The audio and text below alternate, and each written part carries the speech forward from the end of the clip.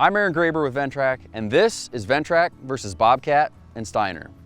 This just might be the most requested video of all time, and I'm pretty excited to finally get down to business and do it.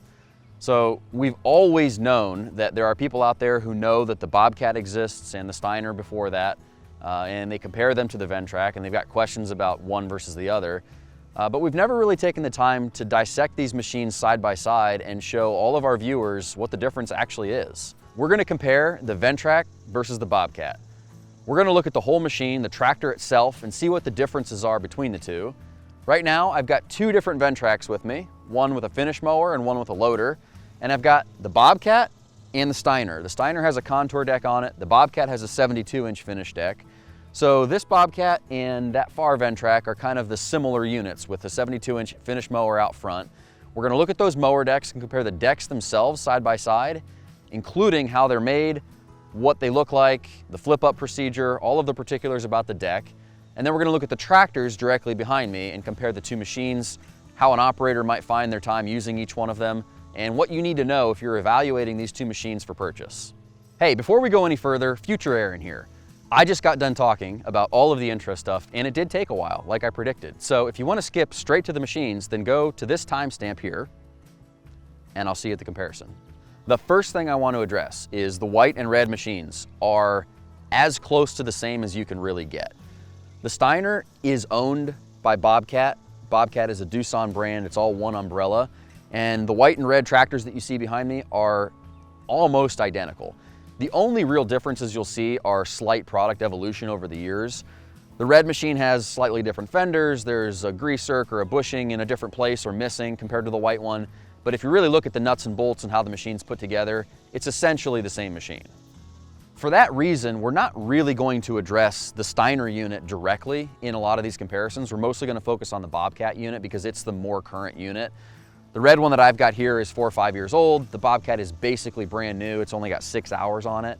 Over on the Ventrac side, I have one 4520 Pro, which is a brand new machine, and one standard 4520, which is a couple years old. They've both got about 100 hours on them, so they've got a little bit of time. You can see how the machine has nestled in after a few hours of use. And we're going to put those directly against the Bobcat to compare what's different about these two tractors. Once you understand that the Bobcat and the Steiner are very close to the same machine, and we throw the Steiner out in terms of comparison, and we start looking at Bobcat versus Ventrac, there are a couple things that you need to know about how those two machines stack up. They are not at all the same. And that's the mistake that some people are currently making in the marketplace right now. If you're looking at a Ventrac and you're not familiar with the platform, it is easy to look at the Bobcat and say, hey, that's the same tractor. And in fact, a lot of the times you'll hear at trade shows or from a salesperson in that world that the Bobcat is just like the Ventrac, just a little cheaper, or just like the Ventrac, just a few different attachments. And so that is why I am here making this video today. I want to clear up the differences and make sure that everyone can see that while they look the same, and from 1,000 feet away they might sound and operate and seem like they're doing the same jobs, they are very, very different machines. This is a lot like any car or truck driving down the road.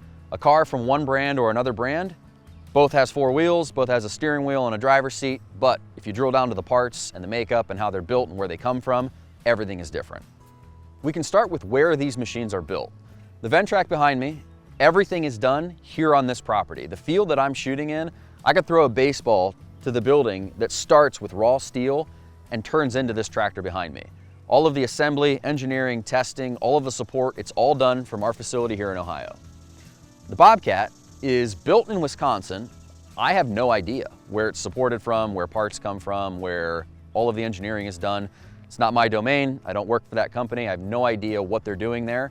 The only thing I know is it's currently from Wisconsin, and they have sent out a memo to their dealers that the production will be moving to India at some time in the future. This tractor is also built in a facility that builds other products for Bobcat and Doosan. It extends to the zero turns and some walk behind equipment. I don't know what else is built there, but it's a bigger facility that does a lot of different types of equipment. On the Ventrac side, all we do here is Ventrac. That's everything that we do every day. Let's talk about the purpose of this video. Really, this is an educational video for our customers and our potential customers, and even Bobcat and Steiner potential customers. There are a lot of people out there asking questions about these two machines as they relate to each other, and I honestly just want to give people enough information that they can make an informed decision. I do want to give credit here to the Doosan company and Bobcat because it seems like they're finally taking this machine seriously. It's available in a lot more dealerships nationwide. It is something that they are advertising a lot more, trying to get in front of customers, and that's a great thing because the one thing that these tractors do share is the platform itself. They're both small articulated tractors with oscillating frames, low ground pressure, the ability to run duals, the ability to run multiple attachments in a lot of different jobs, and they really do make sense. These things aren't skid loaders, they're also not zero turns. They occupy a space in the middle that overlaps both of those areas a lot, and there's a lot of value to be found by most of our customers in running one of these platforms.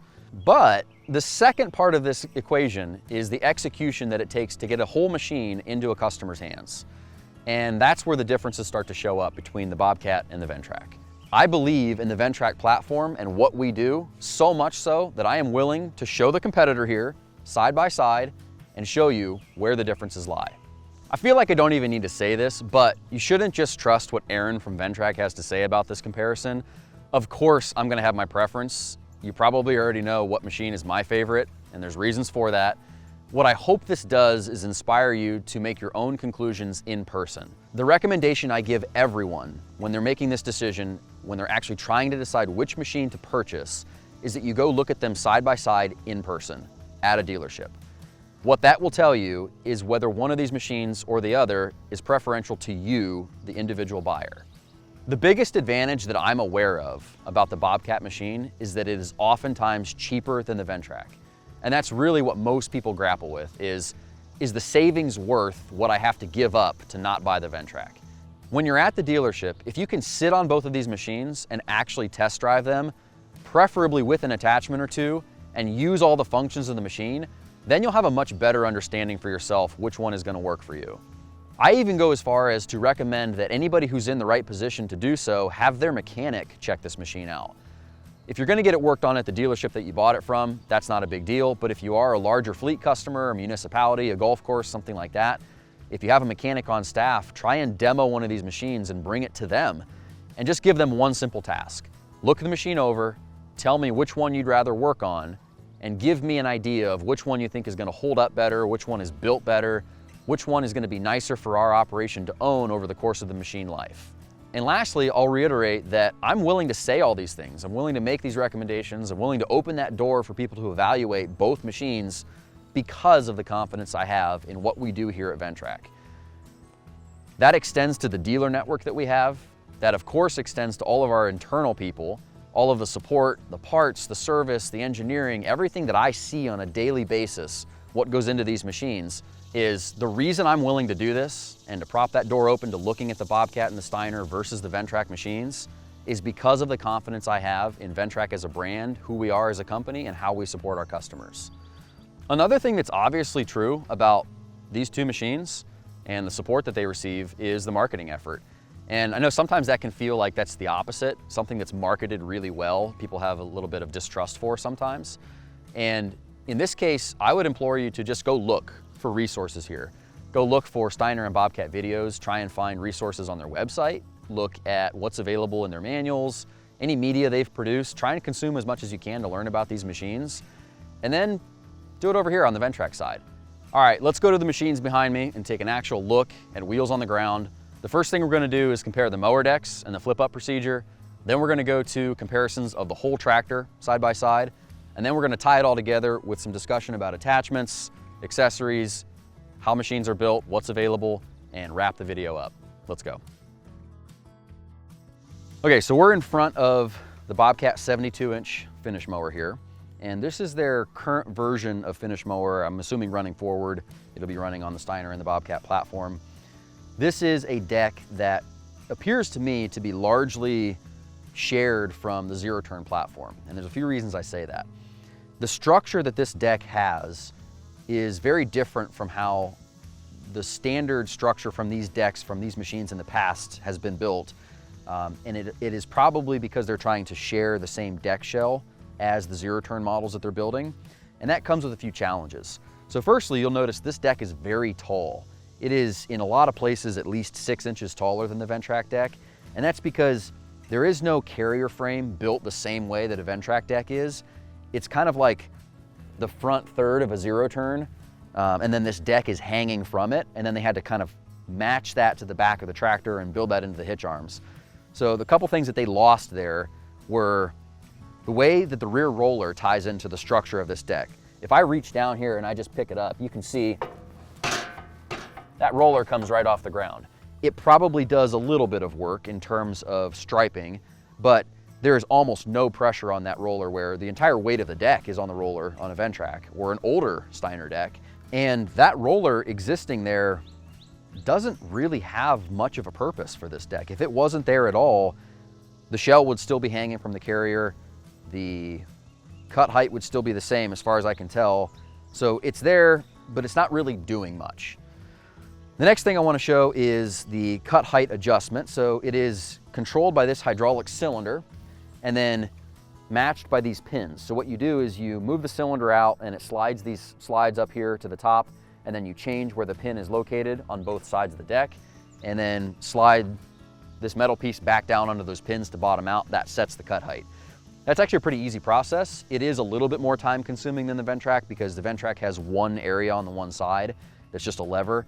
And on both of these decks, you have to adjust it at the deck. So you can't just use the hydraulics on the Bobcat to adjust it.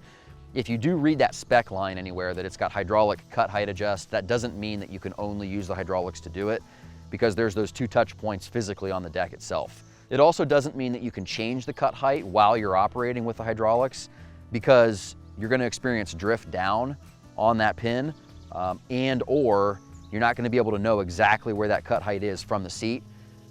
The one advantage that I think maybe you could say there is that you could raise the cut height if you're going through a very thick area and you want to just like double cut it or something. You could raise the cut height to an unknown position, cut through it, and then back up, and then raise it back down to where the pins are set and cut again. I want to be fair, so when I do see an advantage, I think that one could be an advantage, so I want to call it out and say that's there, and you might be able to find that useful. Other than that, the deck itself, the deck shell, is much like any other 72-inch finish deck. Some of them cut well, some of them cut poorly. In my experience with this deck, it cuts just as well as a Ventrac. There's nothing wrong with how it cuts. They've got their own baffling system. They call it AirFX. It's just the way that they organize the baffles and the blades. It seems to cut decently. Overall, the deck itself, the footprint and the physical nature of the deck is what you'll notice first. A lot of people see this thing and they go, wow, that thing's huge. I think the natural inclination in machinery world is to think that's a great thing, but I would implore you to think about really, would you want to have more deck size, bigger deck diameters, maybe heavier, or do you want it to be a sleeker design, more streamlined, easier to get in and around things? The problem you'll have with this deck, and the height of it especially, is mowing underneath things. So whether it's fence lines, low-hanging pine trees, anything that presents an advantage traditionally with an out front deck will be less of an advantage with this one because it is so tall. There's also a lot of sharp things up here that are going to snag branches and limbs compared to the smooth nature of the Ventrac deck across the top. Beyond that, there's not a ton to say about the structure here. It's got flat free wheels. It has maybe bushings instead of bearings in the front, but those bushings are pretty stable. They're not the world's worst thing. There's some grease points here, so it's not totally maintenance free. I think that's actually a good thing. And the rest of the deck, it's hanging by chains instead of by linkages and by the actual structure of the deck, so that's a preference thing you want to look at. And beyond that, there's not much else to say. Now we were over with the Ventrac 72-inch finish deck, and it looks very different than the Bobcat. So the question is, if these are basically the same attachment, why do they look so different? I've actually heard people say about the Bobcat deck, it looks so big. And sometimes I think they're actually saying that in a positive way, like it's big and tough and bulky. But if you actually take a look at how the architecture is on both of these decks, you'll start to appreciate the Ventrac and why it's built the way that it is. The carrier frame on this deck is the tan piece. It runs all the way up to the caster wheels and ties in all the way back at the rear roller. And that is where the large part of the structure of the deck comes from. Never mind the fact that it looks sleek, it operates really well because of that. The whole deck is lower. The whole deck has less sharp edges and things protruding from the top, which means you're going to be able to easier use it to get underneath things like low-hanging pine trees, fences, or any other obstructions that have stuff hanging down at the ground level. Beyond that, most of the reason for the way this deck is built the way that it is an engineering reason. We didn't build it to look cool or be sleeker or fancier than a deck like that. That's just the byproduct of making sure that it has as much strength as possible and as compact a package as possible. Speaking of the rear roller, you'll notice that ours is a 5-inch rear roller, theirs is a 4-inch. Ours ties in with a boxed structure back at that carrier frame and has a lot of strength in that area. That's something that is really important on an out front deck, because when you're running a machine that has the deck out front, you're gonna put that deck into the terrain before you put the machine, which means as an operator, the deck is gonna go through a fair bit more abuse than the tractor, because sometimes you'll hit things or you'll run over things that you don't know are as rough as they are until the tractor drives over them. That being said, you want these front mounted attachments to be as durable as they possibly can be. You want as much structure in as many places as possible without making the weight too high to make sure that they hold up over time. That's why you'll notice other things about this deck, like our gauge wheels here, which are boxed into the deck shell itself for extra strength.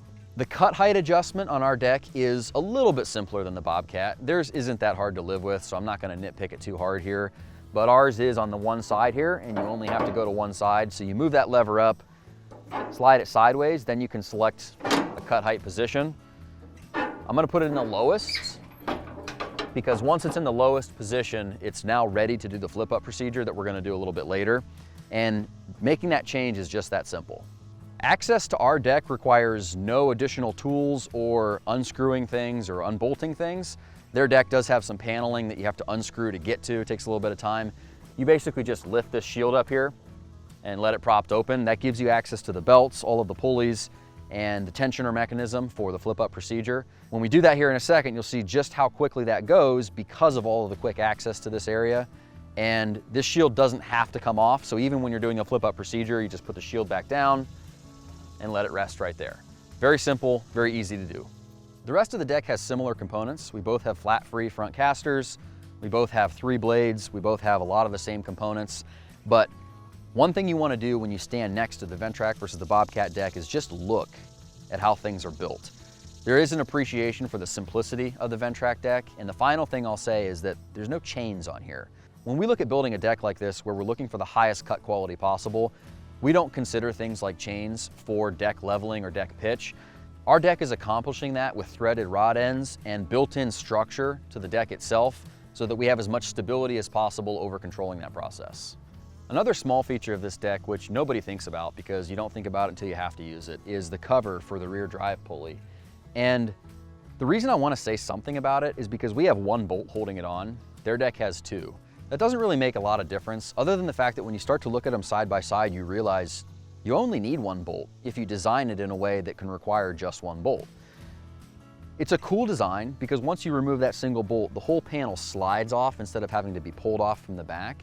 And again, that's not hard to do. It just takes a little bit of extra time, but it does highlight the extent to which our engineers filter through their whole design process when it comes to an attachment or the machines themselves. They work incessantly to find little pickups like that. Make no mistake, that is a very small addition that is a benefit to this machine. But it's not just that small addition. The example here is that it's that one plus all of the others that when you add together change the ownership experience entirely. That's that for the mower deck comparison. What I want this to serve as is an extended comparison to all of the rest of the attachments. We only have these 2 similar ones here today, but they have a somewhat comprehensive attachment line as well. If you're interested in multiple attachments, which you probably are when you're buying a machine like this, make sure you compare all of the attachments side by side too. Remember, the attachments are the things that are actually getting the work done, so it's important to look at all those fine details, look at the packaging, look at the architecture, look at the features and the adjustments, and really make a valued comparison between those things.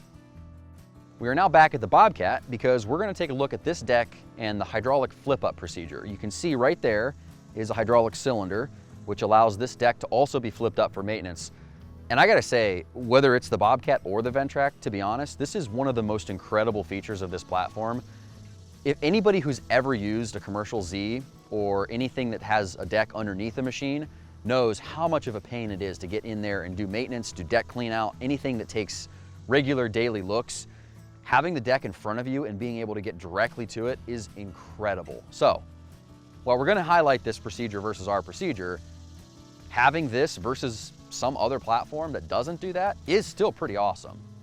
I'm actually going to use the manual step by step for this process because there's a lot more steps and I don't want to get it wrong. I want to highlight this thing as best it possibly can go and make sure that it is purely representative of what you're going to have to do this flip up procedure.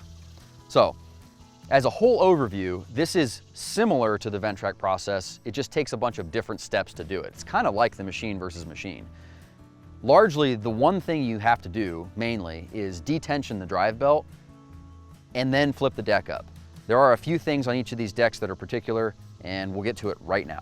So the first thing on the Bobcat is that you need to set the cut height of the deck into the highest position, which it is currently. So I am in 5-inch cut height on both sides. Step number 2 on the Bobcat is to take the PTO tension lever and remove all drive belt tension. So that's over here on this side of the machine.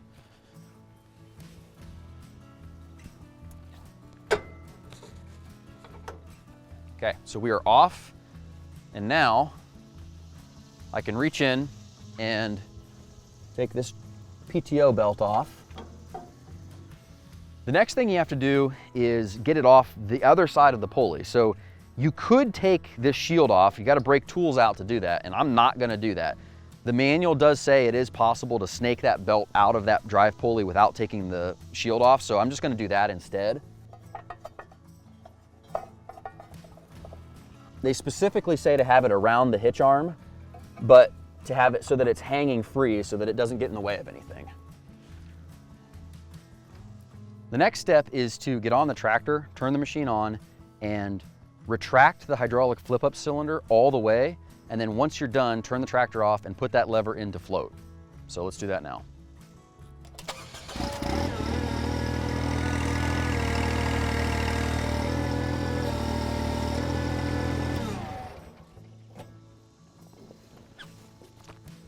This is really where the process starts to get a little bit trickier. So the next thing you have to do is actually take this cylinder off of the one mounting point. So there's a quick disconnect pin here, and then you've got washers and a pin. And then you need to move the cylinder down to a different location.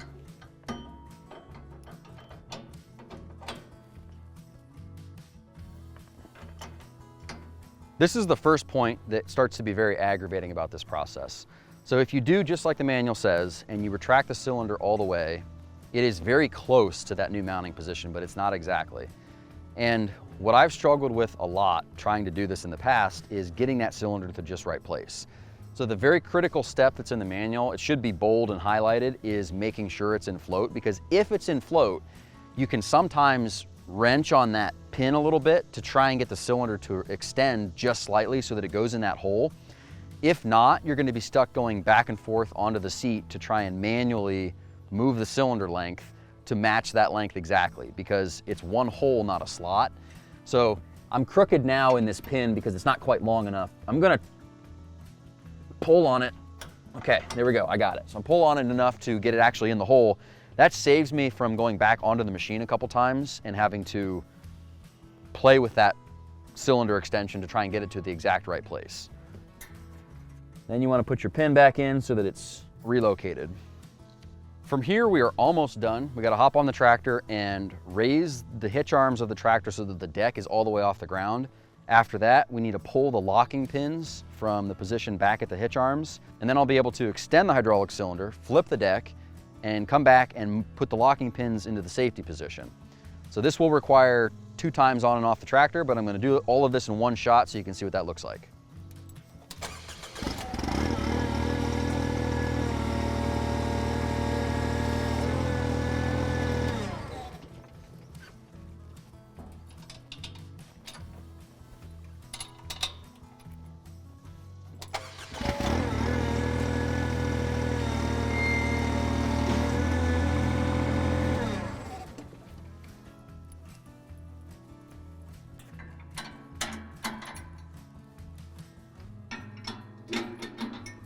While we're here, we can get a good look at components under this deck. You're not gonna see a lot of difference between any modern finish deck. They're all fairly deep. They all have similar spindles and blades. Baffling systems are pretty much the same. We all have our own ways about tuning the deck, and they all do make differences, but it's a mower deck.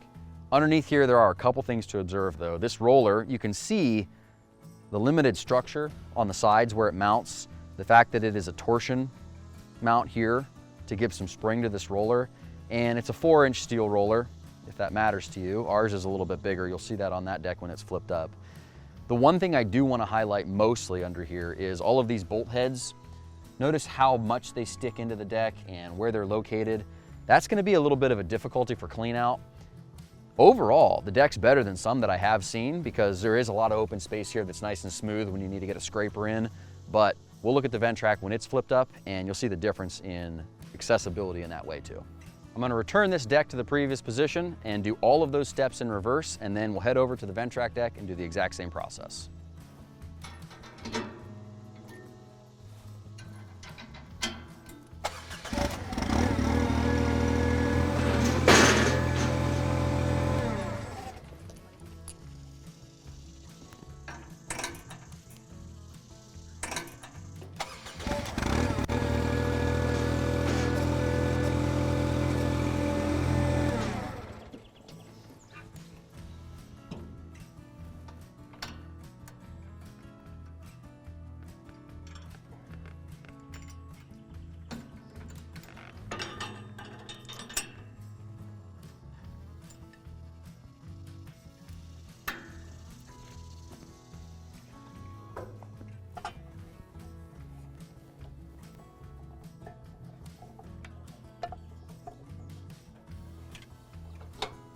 All right, we are back down in position, ready to mow on this mower deck.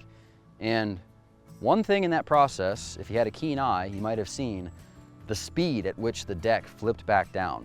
And that is something of a talking point about this tractor. One of the things they'll say about the Bobcat is that it has better hydraulics. Better meaning faster, more capacity, something of the sort. Back when we had our 4500 model, the difference was a lot more. The 4520, we did increase the pressure some, but we intentionally kept it from being as fast as this for reasons like you just saw. When that deck was flipped up, I moved the auxiliary lever down and it slammed down with a fair bit of force. That same thing is what you'll experience operating other attachments. Back when I encouraged you to demo these machines side by side, one of the reasons is because if you use an attachment with an auxiliary function, you'll find that on the Bobcat, it is so much faster than the Ventrac. In some cases, it does disrupt the operator. Something like a blade or any ground engaging tool, when you're really trying to make fine adjustments, having that auxiliary circuit operate so quickly can be really frustrating when you're in the seat. Now let's go over to the Ventrac and flip that deck up. We're over here at the Ventrac finish deck, and we're gonna do the flip up procedure on this one, and I'm already smiling because I know how painless this is gonna be. This was designed to be seamless. So the first thing you have to do is make sure this deck is in the lowest cut height position. It's just like the Bobcat, it's position sensitive, only ours is lowest, theirs is highest, no difference there. Next, you flip this hood up. There is one small pin that is the belt tensioner, and we just detension the drive belt that goes to the pulleys on the deck. They do the drive belt from the tractor, it's a little more involved. So I've got that detensioned, and then I just pull these two pins and put the shield back down. That does not need to be removed. It is easy enough to do this flip up procedure with that all the way on the machine, so you don't have to do anything extra. I've got all 3 pins in my hand. We'll hop on the tractor and get this deck flipped.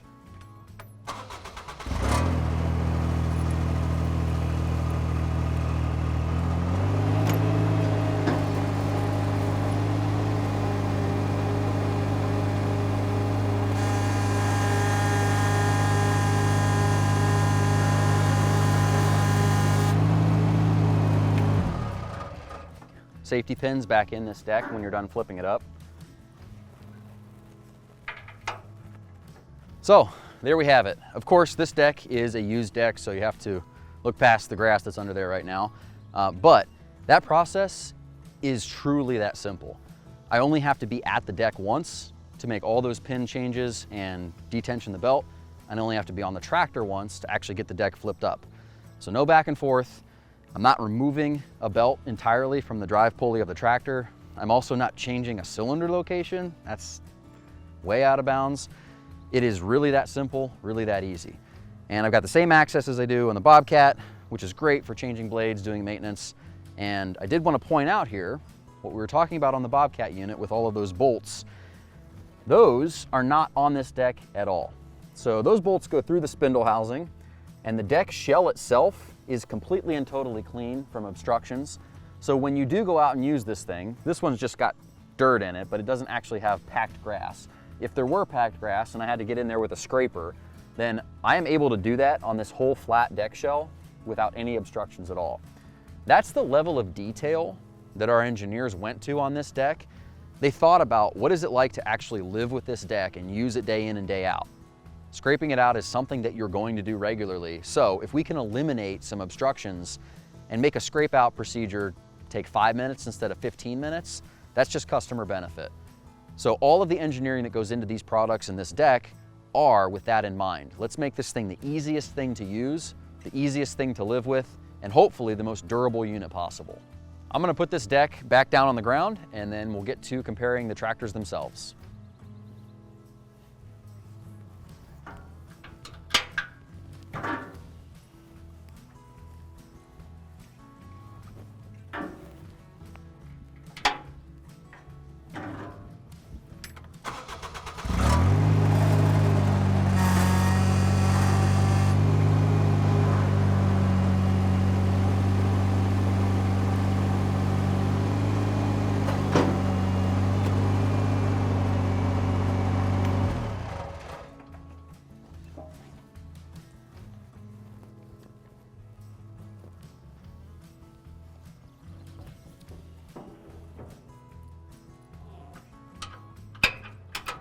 Now that the flip up procedure is done, we're gonna go to the real meat of this discussion, which is the tractor versus the other tractor. There's a lot to talk about here, so we're gonna dive right in. It's time to look at the two tractors side by side. On my left, the Bobcat AT450. On my right, the Ventrac 4520N Pro. There are some subtle differences between these two tractors and how they're spec'd, but largely they are similar platforms. So the Bobcat has a 32 horsepower Kubota gas carbureted engine. The Ventrac has a 32 horsepower Kubota EFI engine, but it's basically the same engine, just different fuel delivery. I don't know what future looks like for engine availability and different engine options on the Bobcat. On the Ventrac, I know we've got the Kubota EFI, we've got the Kubota diesel, we've also got a Kawasaki EFI that gives an alternative power platform if you want something different or something slightly less expensive. The Bobcat will probably not have that many options. At the moment, it just has the Kubota gas option. So I'm not sure whether that'll change or not, but right now, Kubota gas. I want to establish how much else is the same versus different on these machines. So outside of the engine and powertrain, what is the same is that these are roughly the same physical size. They both have 8 wheels. They have similar hitch arms that are running standard attachments from Bobcat and from Ventrac. We'll talk a little bit about loader and additional attachments at a later point in the video, because right now we're kind of focused on tractors only. Other things that are the same and different, the Bobcat has 2 hydraulic outlets here, but they do have the ability to have 2 more hydraulic outlets for different attachments. It's a separate kit that they offer. I'm not sure exactly how that's mounted. This machine just has the standard 2. Both of these tractors, and the Pro in particular, has the full hydraulic suite of possibilities on the machine. So it's got all of the capability to run everything dual hydraulic, but also the third function hydraulic with the loader and the additional loader tools. That takes me to where these tractors are the same. They are the same in the sense that you sit on the same half, you drive with either a foot pedal or a hand control, and they're articulated in the center. Operation is much the same. So now we can dive into differences between these two power units. I'm sitting on the seat of the Bobcat, experiencing the operator station, and there is a fair bit to talk about here. So if you just sit down on these platforms, this tractor versus that one, not much is gonna feel different. But as soon as you start looking around at controls, everything is in a different place, functions differently, so let's talk about that. The first thing I notice is the retractable seatbelt on the Bobcat, because customers like that. We do not have a retractable seatbelt because both of these seats are mounted on a seat pan that hinges upward, and that pan is not as strong as the frame itself, so our seatbelt mounts to the tractor frame so that it's stronger in the case of an event. But this is a little bit more convenient to live with, so we'll see if we can do something about that in the future. Let's talk about all the rest of the controls though. The steering wheel is in roughly the same place, but what you'll notice about the steering wheel, if you stand up and look straight down, so if you stand on this platform and look down at the steering wheel, you'll see that the wheel itself is behind the center pivot of the tractor. What that means is when you start this tractor up and move the tractor, the front and the back half articulate, this steering wheel will chase the front half of that tractor. So if you articulate all the way to the left, all the way to the right, your hands will get this subtle motion of the steering wheel drifting away from you because it's actually operating in an arc. We'll show it on the Ventrac later, but it's stacked more on top of the center pivot so that it's staying in the same stationary place. It's not something that keeps you from operating, obviously, but it does have this weird sense when you're on the Bobcat and you go to do a very extreme turn one way or the other. It almost feels like your body is trying to go the other direction. The next most important touch point is the actual drive control. On this tractor and every Bobcat that I've seen in the field, they have both a foot pedal and a hand control. That seems to be how they're building them now. For a while, that was a kit that you had to add on. If it's standard on every tractor, then that's honestly somewhat good to see. On our tractor, the hand control is the standard part. The foot control is an option.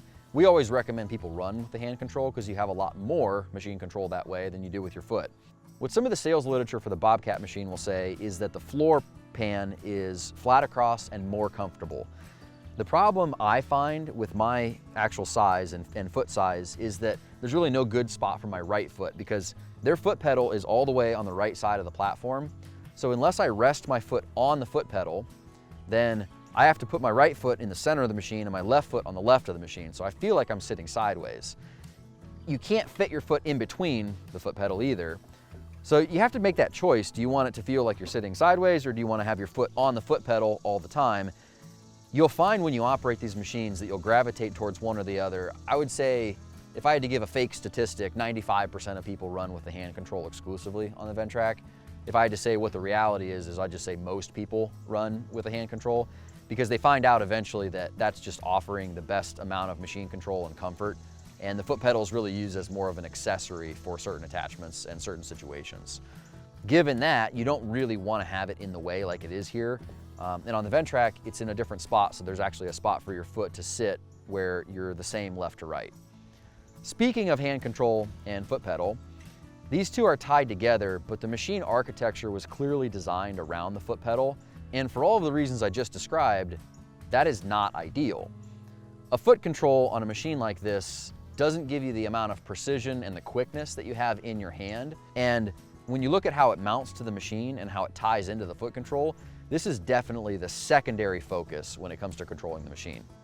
What I don't like about this hand control is that there is a lot of movement here before anything engages. So on this brand new machine, I'm moving this hand control probably about an inch forward and reverse before it ever engages anything in the foot control. And I can feel down here where that cable ties into the machine, and I'm moving all of that space before anything happens. What that translates to in real operation is that I'm moving this lever a fair bit before the machine does anything. And when you get into a situation where you're really trying to control machine movement, imagine on a finish deck like this, maneuvering around a post or around a foundation of a house, you want to be very, very controlled. That limits your amount of control. It's also connected to the foot pedal with a cable, which is a stretch, both literally and figuratively, because over time it's going to get worse and worse and worse. This machine, like I said earlier in the video, has 6 hours on it. The Steiner over there has about 115 hours on it, and there is probably double, almost triple the amount of play in that system. What you can do is adjust it, and I would suspect that the Steiner has not been adjusted and tightened up over time, but it highlights how much you're going to have to adjust it over time. So if in 100 hours we've experienced probably at least double or more range of motion before the machine's being controlled, then you're going to have to probably adjust that thing far more regularly than you would like. They have made improvements to the ergonomic design of this hand control. It used to be that you had to reach way out to reach it, and now it's much closer to your hand where your hand naturally rests on the platform of the seat. But when you are full throttle, it's pretty far away. I'm 6 foot and I have a little bit longer wingspan than is average, and this is full speed, which means my hand is more than fully extended with my back on the seat. So I either have to lean slightly forward or I have to move the seat where the seat is to achieve full speed without stretching my arms forward. That's an ergonomic thing that over time, if you're operating this machine for a lot of hours, you're really gonna feel. Before I bounce back to these hand controls, I do wanna talk about where the seat position is, because that plays into how far that stretch is. I have the seat all the way back. So I could, of course, improve that if the seat was forward further. But if I move the seat forward, I'll just show you the range of motion here. I'm 6 feet tall, I have a 33-inch inseam, and with the seat all the way back where I'm at now, this is where I am on the foot pegs.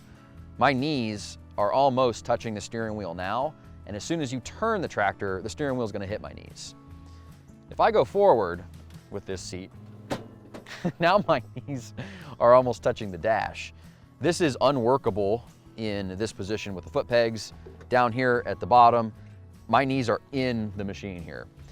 And I don't say that because that's always gonna happen to everybody who's an operator on this thing. That's clearly too far forward. I wouldn't run it this way. But when I show the Ventrac range of motion and how much clearance I have from my knees to all of these things, you'll appreciate the difference in ergonomics there. So I guess the point about this is I can't move much more forward to make this lever more reachable. Otherwise, I run into problems being able to fit on the platform itself. That's not something everyone's gonna struggle with. A lot of people are smaller than me and have shorter legs than me, which will help with that, but you just can't guarantee operator size. That is definitely, absolutely something you want to experience firsthand before you commit to purchasing one of these machines or the other. There might even be people who sit on the Bobcat and say, this thing fits me better than the Ventrac. And honestly, I would always give the advice, physically from an ergonomic standpoint, if one is easy to live with and the other's not, don't pick the other one that's hard to get yourself fit into. That's just gonna be a struggle to operate the machine in the long term. But for me personally, there are so many obstructions with the Bobcat that make it much harder to fit physically on the machine than the Ventrac itself. Now let's go back to the hand controls. So this is the primary mode of operation on this machine, even though it was designed originally around the foot control. And the problem you have with this is only machine forward and reverse. The Ventrac has this really slick system where we tie all of the machine movements into one, and I'll talk about that when I'm over there, but this one is not that way.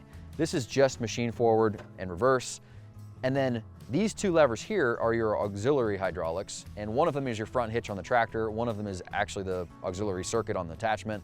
This is your hitch right here, so this is up, down, and in float, and then this is your auxiliary. When you're using something like a blade, this would be left and right, even though the lever moves up and down. When you're using something like a mower deck, and in this case you're adjusting the cut height, up and down actually makes more sense.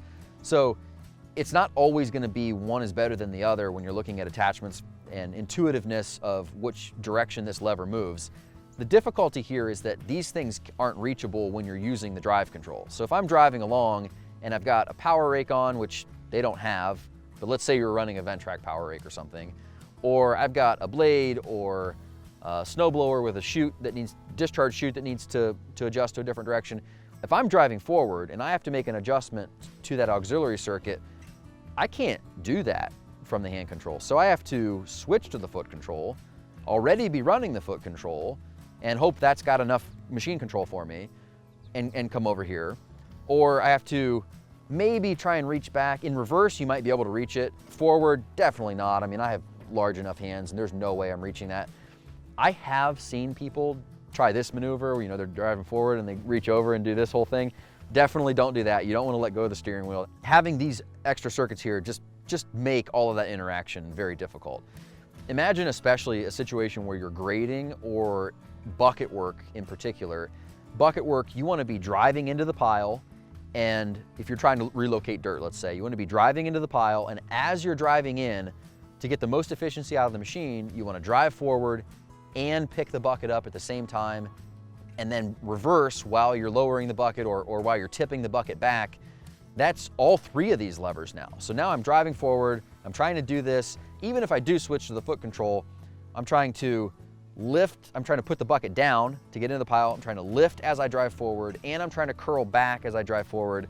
It becomes a real balancing act on this operator station just to get the job done. And you'll see that play out in the speed and efficiency of operation, Bobcat versus Ventrac. Give me one dump truck load of dirt to move on this machine with a bucket versus our machine with a bucket, and I promise you I'll be significantly faster on the Ventrac. Other controls on the Bobcat that are worth mentioning are all the things that are up here on the dash and down below. The parking brake is down here to your right. The problem I have with the parking brake is I'm in park right now with the lever pulled all the way back to me, and drive is forward.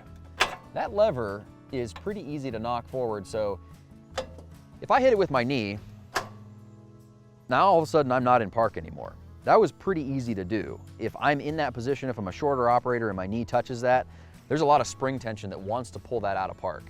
Also, if I'm driving along and I experience a situation where I want to go into park, I have to reach down and forward and then pull back like this underneath my leg to try and get it to go into park. On the left side of the tractor is the high and low selector. I'm in high range now. In order to go to low, I take this lever, I move it out, and then I move it up and over to the right. That's pretty difficult to do if the machine's not running because you actually need to turn the articulation of the tractor or slightly move forward and reverse to get it to engage. But you can still use the lever here for demonstration purposes to see. I'm in high range. Neutral is in between like this. On a Ventrac, there's a high and a low, there's a neutral in between, but there's actually a pin there to keep that lever stable just in case something were to happen. This lever is not that way. I have seen personally where you make a left turn and this lever comes back into the operator station, and again, my knee hits it and it takes it out of high range just like that, super easy, and while the machine is in motion, puts it into neutral because that's right there. And all of a sudden, before I realize it, I go from being in gear to in neutral with this thing, and I'm freewheeling. Something that you don't have access to from the operator station is the hitch arm latch pin mechanism. On the Ventrac, that is right down here to your right, next to where this current belt tensioner is on the Steiner. And that's important because when you go in to hook into attachments, you want that access while you're on the seat. We'll talk about that a little bit when we get to the attachment side, but for now I just want to say, oftentimes people are told that the Bobcat is easier to hook up to attachments because you have better sight to the hitch arms, and that really doesn't hold true when you actually try to do this because of the fact that it's missing that latch pin mechanism from the seat. What will happen when you go to attach to either Bobcat or Ventrac attachments is you'll drive in, you'll need to make a quick adjustment, you'll try to move it around a little bit, there's a little bit of movement that needs to happen. Sometimes you'll be almost there, but not quite. On the Ventrac, what that'll look like is while you're on the seat, you'll be driving forward, you'll go down to latch those pins, and the pins won't quite go down because you're almost there, but not quite. So simple enough, you just pull that pin mechanism back up, you drive forward a little bit more, maybe you shake the hitch arms a little bit, and then you latch it. All of that happens with me sitting on the seat. On the Bobcat, I have to get off the tractor and go around to the front of the machine where the latch mechanism is to attach it. So you can imagine if you don't nail it perfectly every time, which from years of doing this I can tell you, you won't. Every time you get off and it's not quite there, you got to get back on the machine and go back and forth, back and forth, back and forth until it's done. I'm an expert at doing this on the Ventrac. Every attachment that we have, I can do in about a minute, maybe less in some cases. But a lot of our operators sometimes take more time than that, even with the Ventrac system. No matter who you are, whatever your skill level is in attaching, it's going to be harder to do from that standpoint on the Bobcat. Now, the visibility to the front of the deck is a little bit better at the hitch arm level. The difference in hooking up a Bobcat versus a Ventrac attachment in terms of visibility of the front hitch is as follows though. So I can see it here on the Bobcat, and on the Ventrac, I have to do that. So that amount of motion is what it takes additional to attach to the Ventrac attachments. And then the bigger problem is operation. So I spend a grand total of 1% or less of my time actually hooking up to the attachment, and then the other 99% actually using it. So where do I want my efficiency gains? I want it during the use of the attachment. On the Bobcat, what you'll notice is, I've done this exercise, you take and you just settle into an operator position that's comfortable for you. And for me, at my height and where I sit in the seat, I just sit here and I put a pin mark in front of the tractor where I can see over the hood. And then I do the same thing with the Ventrac, parked in the exact same spot with the front axle in the exact same place. And I do the same thing, where can I see past the front hood? On the Bobcat, it's 17 inches further ahead of me than on the Ventrac, and that's because the hood is taller than where the Ventrac slopes down more at the front nose. And that means I have less visibility to the front of the Bobcat system where I'm working than I do the Ventrac. So even if you were able to connect to the Bobcat attachment because you can see it a little bit better, even if you were able to connect to it faster, which you probably won't be because of the latch mechanism, then you might save 10 seconds there, 20 seconds there, a minute there, and the entire time you use the attachment, you'll have less visibility to the front and you'll have less ability to not have to be doing this while you're actually operating. So take your pick. Do you want to deal with the hassle initially at the front end, or do you want to deal with it the whole time you're operating? That's the Bobcat versus the Ventrac difference. Back on controls, there are a few things here that don't have anything to say about them, like the throttle, the key position, the choke, other stuff that's reachable from the seat here. None of that stuff really matters. You can see the dash all the same. The last thing I want to talk about on the Bobcat is their weight transfer system, which is a control that you reach from the seat here. On the Ventrac, it's the same thing. You can reach it from the seat, but it's down to the left side. The big difference between these two machines is the Ventrac is a mechanical system and the Bobcat is a hydraulic system. The hydraulic system on the Bobcat, you adjust using this turn dial right here, and then you've got a gauge that shows you pressure based on what attachment you've got on and where you have this thing set. Of course, and expectedly, what people will tell you is hydraulic is better than mechanical, because that's always the memo. Hydraulic is better than mechanical for everything, right? Not for everything. On the weight transfer system in particular, we've used this thing enough to know that we actually prefer the Ventrac system because it works better in function.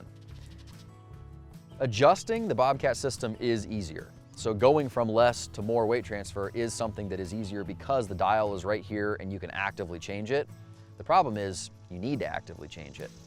Because this is a hydraulic system and it's working based on that hydraulic fluid and you're working with fluid flow through that system, if you dial up enough hydraulic weight transfer to carry this deck to increase the traction on the front wheels, you actually increase it so much that when you go over a sharp rise, the deck floats for much longer than it has to. On the Ventrac and the mechanical system, once you're in that setting number 4, it goes back to the ground and tracks the ground much better than this hydraulic system.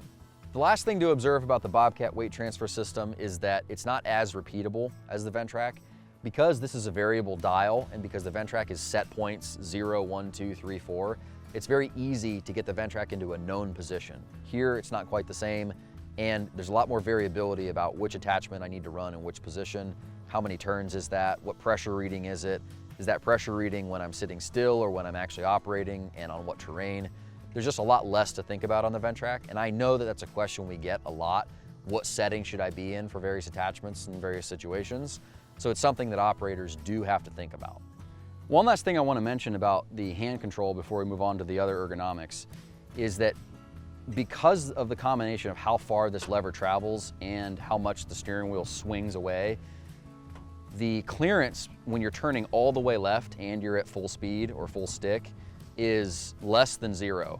So you'll notice if you operate this machine, you turn all the way to the left while you're running all the way forward, that you can actually hit your hand. Or at worst, if this is out of adjustment, you can actually get the ball of this underneath the steering wheel kind of. It's just a weird interference that happens mostly because of the result of where it's mounted to the machine versus being built into it, but it is something to be mindful of. I'm on the seat of the Ventrac and we're gonna start with the same thing that we did on the Bobcat, how I actually fit on the machine. Of course, I'm the same size as 10 minutes ago, so let's talk about how my feet fit first. I've got 2 separate areas for my left and right foot to sit, and my right foot has the ability to sit to the right side of the foot pedal, which is nice because now I'm in the same place and I don't feel like I'm side shifted. If I have to, or if I'm a smaller operator, I can put my feet up here on this platform because then I have a little bit higher foot height. Or we also sell raised platforms which make the left and right side the same height as the center area. The foot pegs on this machine are out in a pretty comfortable place right here where the seat is all the way back. If I raise the seat all the way forward, then you'll notice that there's a pocket in here for my knee to fit on both sides. Obviously, that's still the same thing with the Bobcat. I wouldn't run that far forward because I'm taller, but if you put it back and I put my feet down here, there is ample room between me and this center tunnel. There's nothing that's gonna come in and hit my knees when I'm fully turned. There's a lot of space in here to operate. Speaking of the foot control, it has a center portion that you can actually remove, and then your foot can have even more space in there. We treat our foot pedal as a secondary mode of controlling the machine. We recommend it only as something that you use in addition to the hand control because the hand control offers more precision. Before I dig deep on the controls, we're going to go back to the dash and talk about steering wheel. So steering wheel, if If I stand up again and I look straight down to where the center pivot of the tractor is, it's underneath this steering wheel, so you're not going to get that swinging effect. Next to the steering wheel is the parking brake on the Ventrac. Right now I am in park.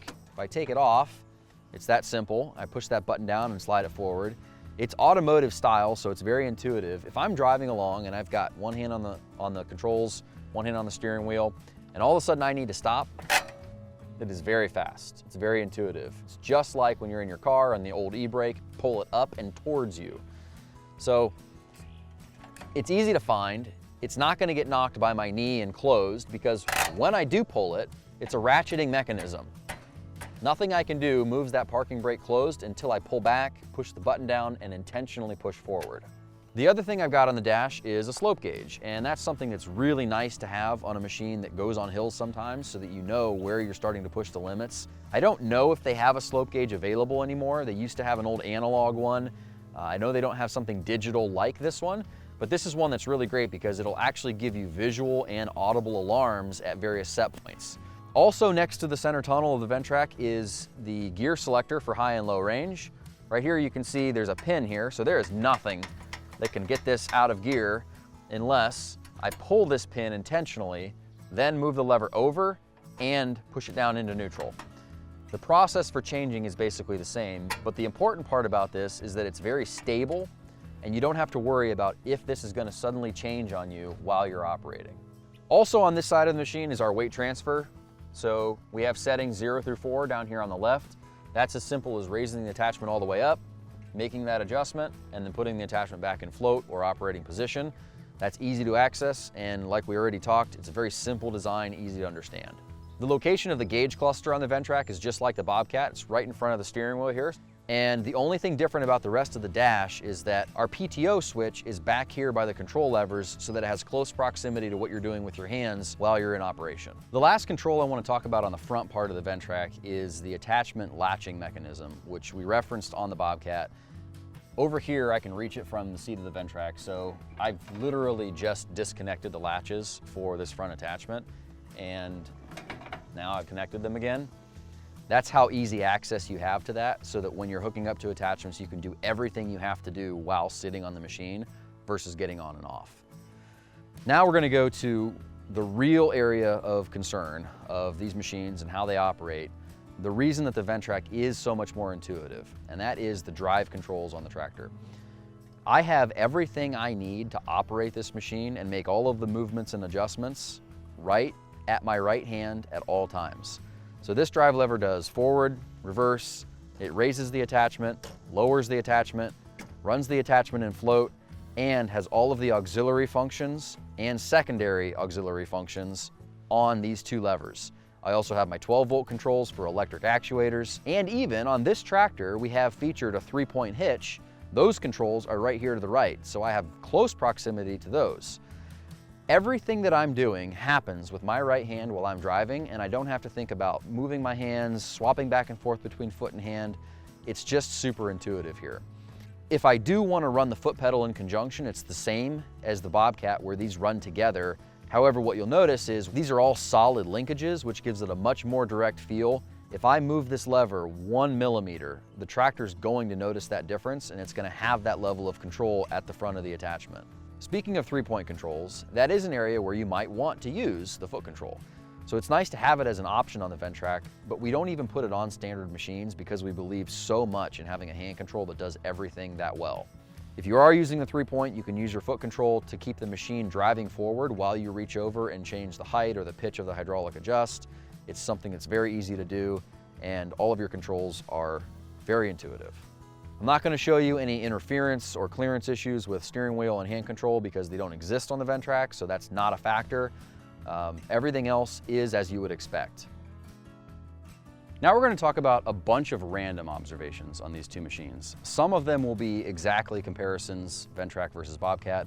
Others will just be observations of something on one machine or the other.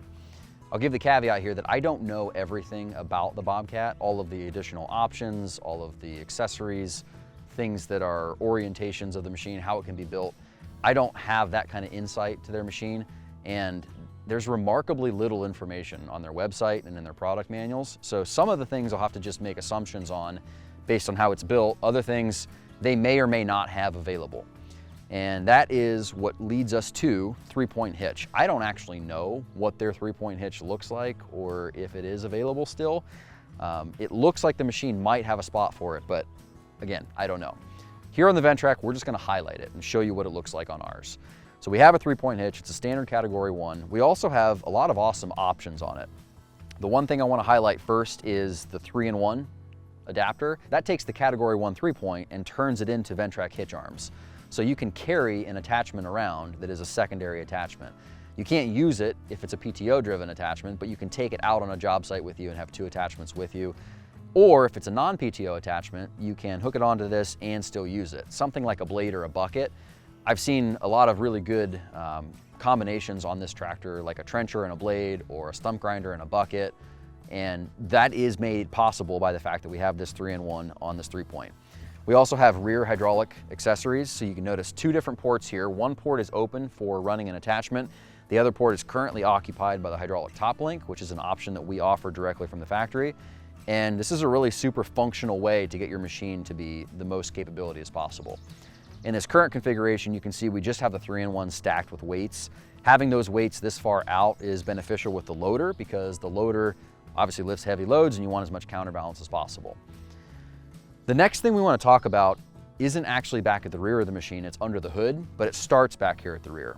We have a 12-volt electric fan at the back of the Ventrac, and that is pulling air through that right side where there's a hydraulic oil cooler.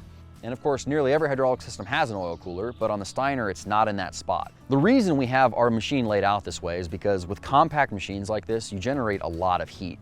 We're making a lot of horsepower, doing a lot of heavy work, and in a small package like this, we got to get the heat out. In order to keep the hydraulics as cool as possible, we want as fresh and clean of air as we can get, and that's at the back of the machine, away from the engine and all of the heat generating things. So that's why we have this system here. We also have a quick access clean out. You take these 2 bolts off and then the bolts at the front, and that cover comes up so you can clean that hydraulic cooler easily. Now let's look at the Bobcat, where their cooler is located, and we'll take a quick look under the hood of both of these machines. Under the hood of the Bobcat, we're going to explore the cooling capacity of this machine. So the radiator is right here. This serves the engine and the liquid cooling of that system. The radiator is about the same width as the Ventrac. The Ventrac might be slightly wider, but it is significantly narrower. So this radiator is about 2 inches wide of cooling capacity. The Ventrac is about 3 inches wide. And that makes a pretty big difference when you're talking about a compact area like this. I'm gonna pull this screen here. This is just a debris screen. You wanna take this out and clean it pretty regularly. And then I want to highlight the amount of space that you've got between here and what's behind it. There is maybe 2 inches of space in between these 2 things, and the rear is a hydraulic oil cooler. This is where they put that hydraulic oil cooling capacity. The problem with this orientation is you've got the fan in front of the radiator pulling air through. In a perfect world, you're pulling air that is as cool as possible through that radiator and then onto the engine, literally cooling the coolant inside the radiator and then pulling that air across. But if you have your hydraulic oil cooling capacity behind that area, you're actually preheating that air. So all of the air you're pulling through your radiator, not only is this a smaller radiator, the air that you're pulling through it is much, much warmer. That's not the case on the Ventrac because there is nothing behind this radiator that has anything to do with cooling capacity at all. While we're here, we're back on the theme of little things, and I want to just pull one of these covers real quick, because this is another little detail that matters. This is a fuse block, and the cover hides all of the fuses that are here. It's actually nicely labeled, so they've got a label here that shows you which fuses are which. But you'll notice, I'm just gonna reach behind me here on the Ventrac and pull this cover off. You notice a difference in these 2 covers. The Bobcat is just a piece of plastic. There is nothing to it. It is a very cheap piece with no sealing capabilities. And the Ventrac fuse panel has a rubber O-ring that seals. It's got multiple clips to keep it stable and functioning, and it's just a much cleaner environment over time. The way I'm going to highlight this is as soon as we close out this shot, we'll spin the camera around and look at the Steiner. Remember, this tractor, the Bobcat, has 6 hours on it, and you'll see inside of here is very clean. It looks nice and new and tidy. We'll look at the Steiner, which has 115 hours on it, and look at the fuse block in the exact same place and see how clean it's been kept, compared to having a much tighter, more definite seal. Back at the Ventrac, we have the screen. You pull that out, make sure to keep that clean. And behind that, you see a much larger void, a lot more air movement happening back here, and no hydraulic cooling behind the radiator. So all of the air we're pulling in is cooler and cleaner than what's coming through that system, all in an effort to keep this really tight, compact, high horsepower system as cool as possible. Another thing to highlight here is another little detail, this vinyl screen underneath the radiator.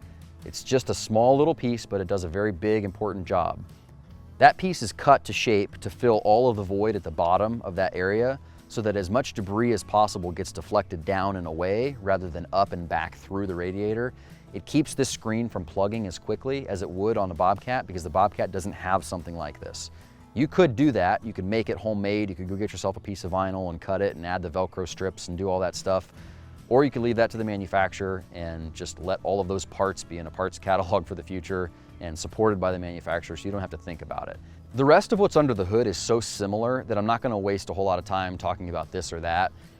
We package things a little bit differently. You'll obviously see in some of our discussions about shielding that there's a lot of difference to that part of it, but the components that are underneath this area are largely the same. It's the engine and all the engine related things. One thing I do want to point out under the hood though is that the Bobcat has nothing under the hood. The Ventrac has a few service stickers there that allow you a place to write down service intervals and oil changes that have happened, also some additional information about maintenance. It's just a nice little touch that is right there at access point when you go to service your engine. We're over at the side of the Bobcat looking at two separate things now. First of all, the plastic fenders. We'll talk more about that on the Ventrac later, but I want to pull the cover off the air filter and show the air filter on the Bobcat side by side with the Ventrac. So there goes the cover. This is your one and only filter on the Bobcat. I'm going to carry this with me and we're going to go look at the Ventrac. Now, first thing, I do have to remove one small panel and we're going to talk about that next, so keep that in mind. I take this loose. It's just a quick couple turns here. This comes down off the side. I've got access to the Ventrac air filter.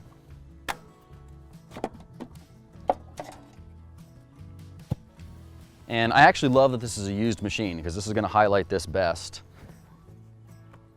If I pull this filter out, you'll see not only is this a much different filter, much larger in size than the Bobcat. Bobcat filter, Ventrac filter, but this one's got some dirt in it, some dirt and dust. If I knock it on the tire, you can probably see it coming out.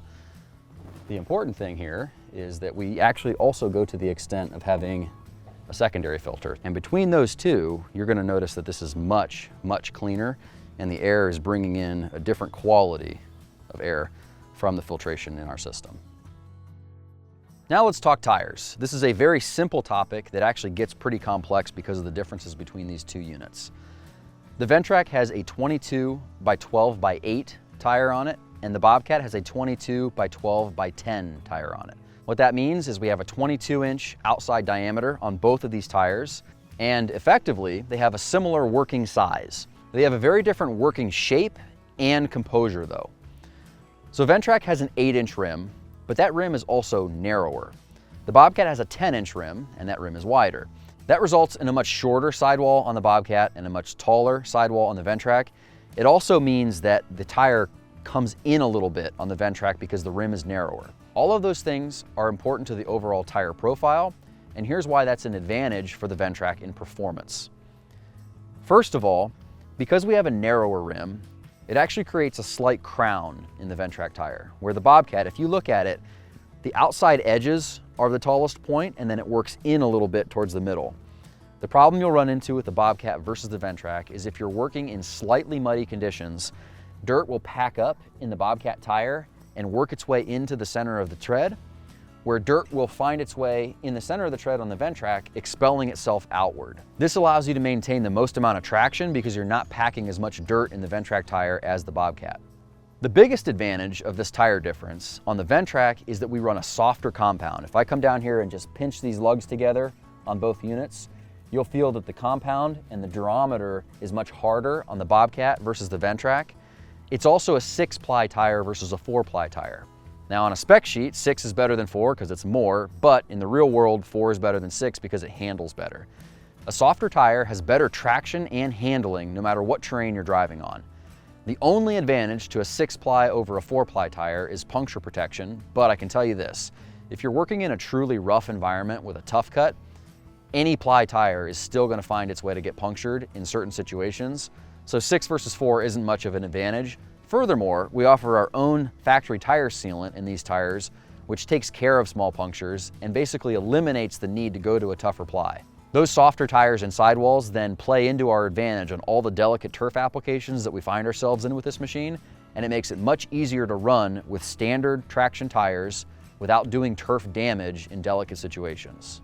Of course, neither one of us as a brand manufacture the actual tire, we only spec it, but why not spec the best tire for the application? It always makes sense to do that.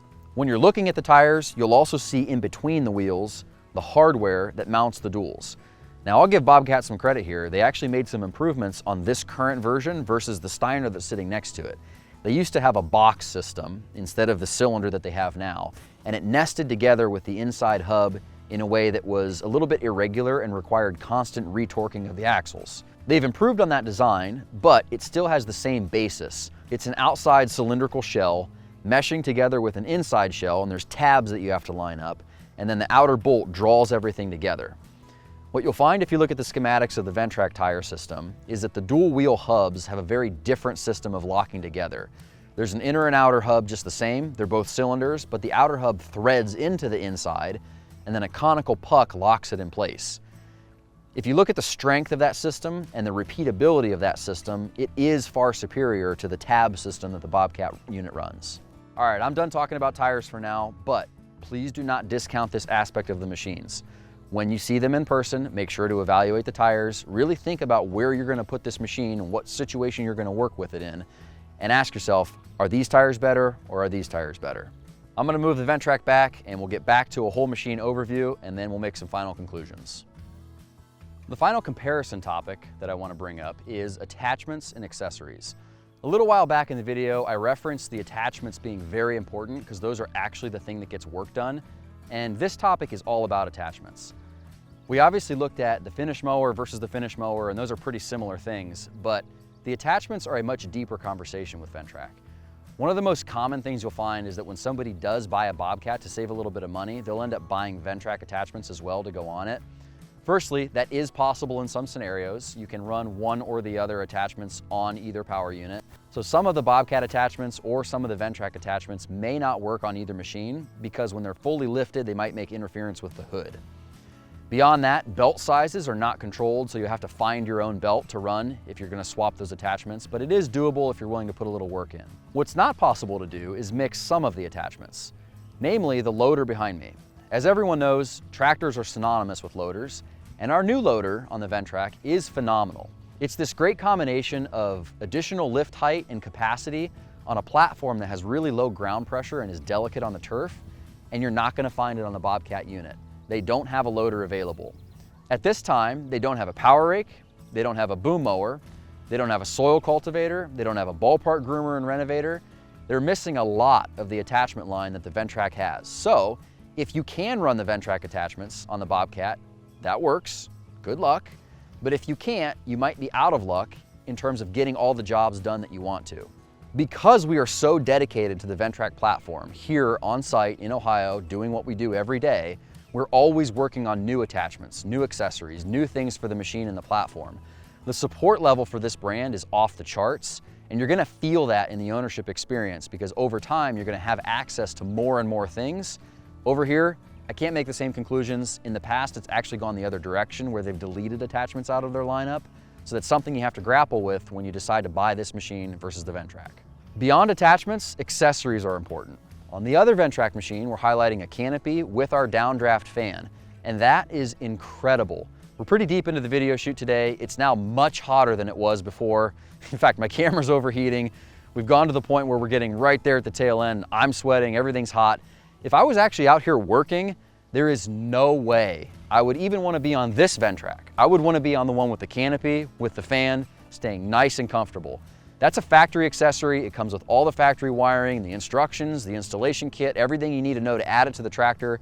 If you're gonna do that on a Bobcat or a Steiner, at present day, you're gonna have to go aftermarket and figure out all of that wiring and installation yourself. Beyond that, all of the light kits, all of the additional small ergonomic things that we offer, everything that's available for a Ventrac is because we focus on this platform so much. What you should do is check out our website and check out their website. Make sure that all of the accessories and attachments and different things that you need to run are going to be available on whichever platform you decide to pick.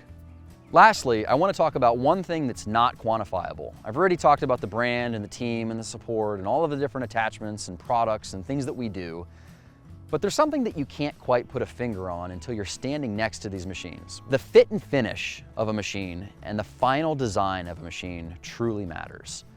I am very confident that when you get in person, you'll find one of these machines or the other to be suitable for you in this regard, but take a moment and just appreciate how things are put together. Look at the aesthetics, look at how things fit together, look at the design, look at the industrial application, and appreciate which one would you rather own. Okay, we gotta wrap this video up, but before I go, I do wanna say this isn't an exhaustive list. I didn't talk about everything that we could possibly find. Every time I turn around, I see on these machines examples of stuff that I forgot to talk about. I look at them and I go, oh, we forgot to talk about headlights, we forgot to talk about hose routing, maintenance features, ground clearance, all of the things that stack up to be the whole picture. That's why I want to reiterate what I said at the beginning of the video. Make sure you see these machines in person, make sure you demo them, because while I can talk about a dozen or 2 dozen little bullet points and come away with the really big takeaway things, there's no way I'm ever going to be able to talk about all of these machines in their entirety. I know this was a long one. If you're still here, thank you so much for watching this video. We have a lot of fans who talk to us all the time about the content that we put out, and they really appreciate it. So if you're a regular here, thanks again for coming. If you're new here, hopefully you learned something. Anything else that you want to know about this tractor, leave a comment in the comment section below. I'll be sure to answer those questions. You can also check out our website at ventrac.com. We have a ton of resources there to learn about these machines. And be sure to follow us on all the rest of our social channels, subscribe to the YouTube channel, and watch for new content and new product releases. Thanks again. I'm gonna get back to work and start driving a machine. See you next time.